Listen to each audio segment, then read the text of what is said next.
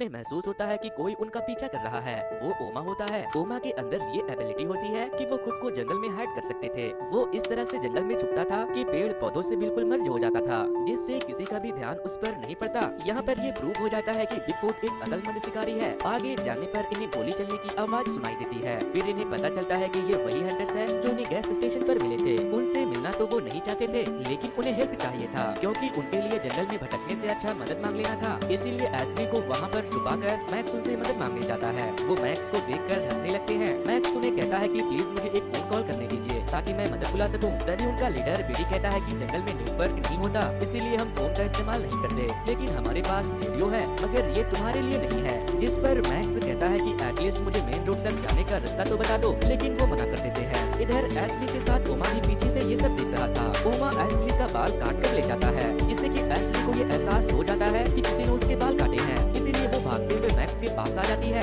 Ashley को ऐसी हालत में देखकर बीडी उनकी हेल्प करने लगता है। वो एशली और मैक्स दोनों को कपड़े देता है और सभी यहाँ से जाने लगते हैं। अब ऑफिसर सिर्फ को पता चलता है कि इस कार को ढकेलकर नीचे फेंका गया था और इसके ऊपर पंजे के बड़े बड़े निशान थे। अब तो सिर्फ को भी डाउट हो रहा था। फिर डिप्टी उसे एक मिस्टीरियस औरत के बारे में बताता है जो कई सालों से जिंदा है, लेकिन वो इंसान नहीं है। रास्ते में बेडी फिर से उन लोगों का मजाक बनाने लगता है और एशली के बारे में उल्टे सीधे कमेंट करने लगता है। अपनी बीवी के बारे में ऐसा सुनकर मैक्स को उस पर बहुत गुस्सा आता है, लेकिन बेडी के पास बहुत ज्यादा आदमी थे, इसीलिए मैक्स कुछ भी नहीं करता। फिर इस ग्रुप के दो लोग अलग हो जाते हैं। इनमें से किसी एक को पेड़ के पीछे कुछ अजीब दिखाई देता है और वो ओमा होता है, क्योंकि उसके पास छिपने की एबिलिटी होती है। तभी एक तीर उसके गले के आर पार हो जाता है और वो वहीं मर जाता है। तभी उसके दूसरे साथी को भी गले में तीर लगता है, जिससे वो मदद के लिए चिल्ला भी नहीं सकता। ये तीर ओमा ने चलाए थे और हम देख सकते हैं कि उसका निशाना कितना अचूक था। ओमा उसके पास आकर उसकी आंख फोड़ देता है और उसके सर को बुरी तरह कुचल देता है। उनका तीसरा साथी उन्हें बुलाने के लिए आता है। तभी उसे कुछ अजीब आवाज सुनाई देती है,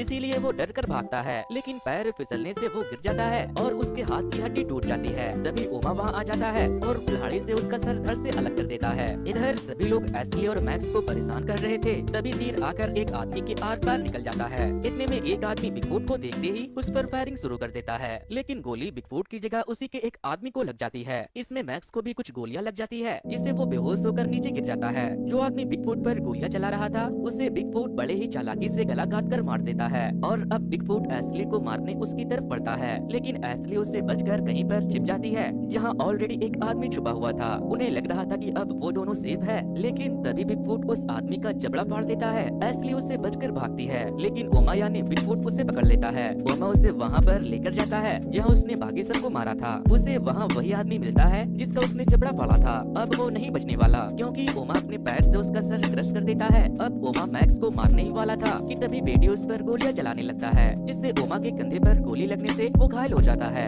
ओमा बेडी को बेहोश कर देता है और वो एशली के साथ उसे भी अपने साथ ले जाता है। उधर ऑफिसर डिप्टी के कहने पर उसके साथ किसी जगह पर आया था, क्योंकि वहाँ एक औरत को कैंसर था और उसके लिए वो रात को एक रिचुअल करने वाले थे। उसके जाने के बाद एक विच आकर उसे अपने साथ ले जाती है। ये विच वो मिस्टीरियस औरत है जिसके बारे में डिप्टी बात कर रहा था। वो विच जंगल में अपने घर में मैक्स का इलाज करने लगती है। सबसे पहले वो मैक्स की बॉडी से सारी बुलेट निकाल देती है और फिर वो एक चीज खाकर मैक्स के जख्मों पर थूक देती है। बाद में उसके जख्मों पर टाके लगा देती है। जब एशली को होश आता है तो वो खुद को ओमा के ठिकाने पर बंधा हुआ पाती है। उसके ठिकाने पर कंकालों का ढेर लगा हुआ था। उसके बाद ओमा एशली के सामने बेडी को जिंदा चीर कर उसके बॉडी पार्ट निकाल लेता है। उसके बाद ओमा एशली के साथ जबरदस्ती करने लगता है। अब इस रिचुअल में सभी के साथ ऑफिसर सिरिफ को भी उनकी ड्रिंक पीनी पड़ती है, जिससे उसकी तबीयत खराब होने लगती है और उसे भयानक विजन आने लगते हैं। उसे डिप्टी की स्कल कभी डरावनी लगती है तो कभी सही लगती है। सिरिफ को ट्रेडिशनल आउटफिट पहनकर डांस करने वाले लोगों में बिगफुट की स्कल दिखाई देने लगती है। और अब वो देखते हैं कि जो आदमी रिचुअल कर रहा था वो उस औरत के पेट को फाड़कर उसका कैंसर ठीक कर देता है और इसमें उस औरत को थोड़ा भी दर्द नहीं होता।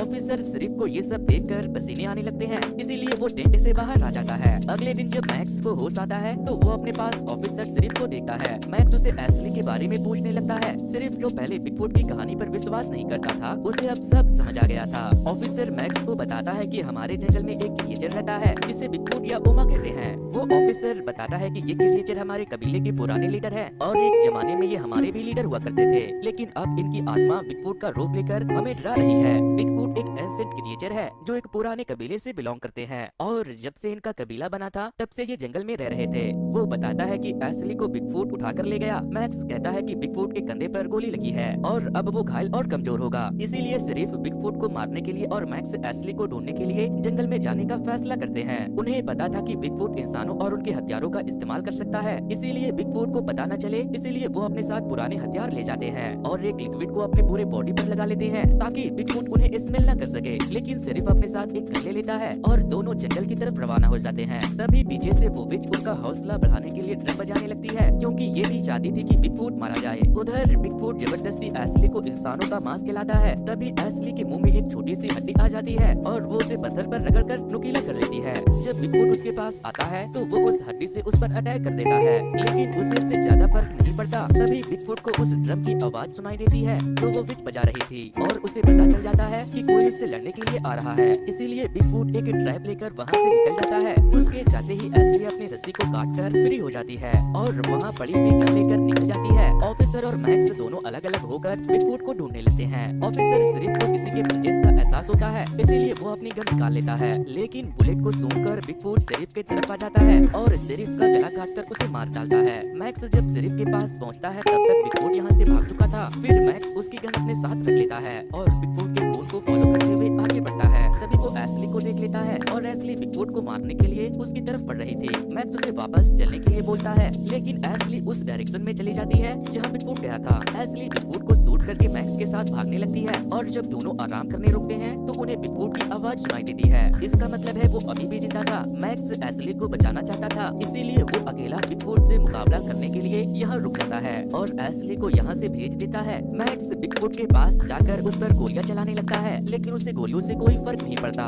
और वो मैक्स के पास आकर उसे गर्दन से पकड़कर उठा लेता है। लेकिन तभी मैक्स एक चाकू से उसके हाथ पर अटैक कर देता है जिससे वो उसे छोड़ देता है। फिर मैक्स एक लकड़ी का टुकड़ा लेकर भागने लगता है तो वो बिगफूट के ट्रैप में फंस जाता है। बिगफूट आकर मैक्स को एक बार फिर से पकड़ लेता है, लेकिन मैक्स हार नहीं मानता और लकड़ी के टुकड़े से बार बार उसे मारता रहता है, जिससे फाइनली बिगफूट की मौत हो जाती है। लेकिन उसे यकीन नहीं होता कि ये दरिंदा मर गया, इसीलिए वो बड़े से पत्थर को लेकर उसके सर पर मारने लगता है और उसका सर क्रश कर देता है। उधर एशली हेवन तक पहुंच जाती है, लेकिन अब हम मैक्स को बहुत सारे तीर लगे हुए देखते हैं और अब वो भी मरने वाला था। उसे तीर से मारने वाले कोई और नहीं बल्कि बिगफूट के कबीले के सदस्य ही होते हैं। और इसी के साथ ये कहानी